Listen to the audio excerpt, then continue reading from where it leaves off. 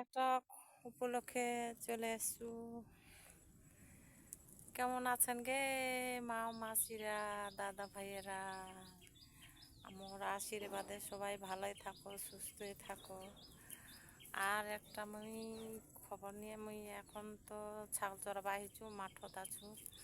আর একটা কথা কহার জন্যে মুই কিবা চলে আসছু। মোর নাম সোহাগী রাজবংশী, মোর বাড়ি হচ্ছে মালদা জেলা। আর আমার বাড়িতে প্রতি বছরেই হয় শিবযাত্রী। মোর বাড়িতে আছে মোর বড়বাখরের গাছ, শিবলিঙ্গ।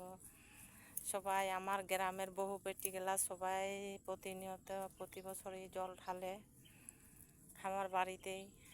যা জুটে আমি খাওয়াও, খিচুড়ি টিচুড়ি সব ভাঙন দেয়, আমরা কালেকশন করে দেয়।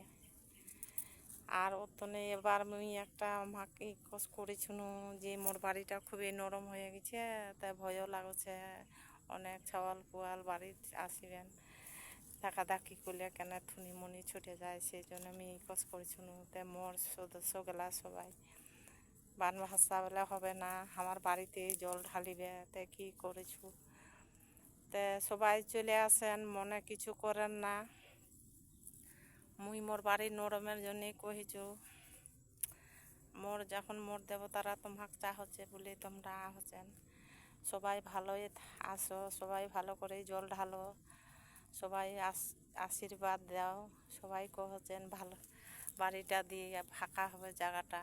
কি করি, পয়সা করি তো ব্যাপার, দেওয়ার তো মনস্থ করেছু, তে দিবাই তো পাও না, কি করি।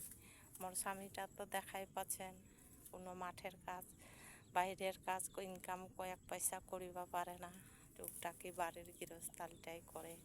আমার তো সেরকম জায়গা জমিও নাই।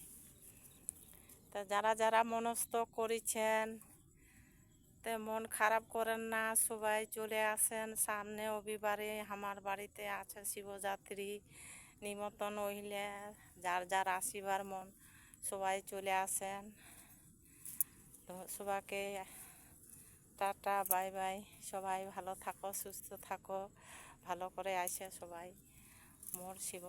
মোর শিবলিঙ্গ সবাই ভালো করে জল ঢালো, আশীর্বাদ দাও যেন মুই সামনে বার জায়গাটা ফাঁকা করিয়া পারো, বাড়িটা করিয়া পারো। ধন্যবাদ, টাটা।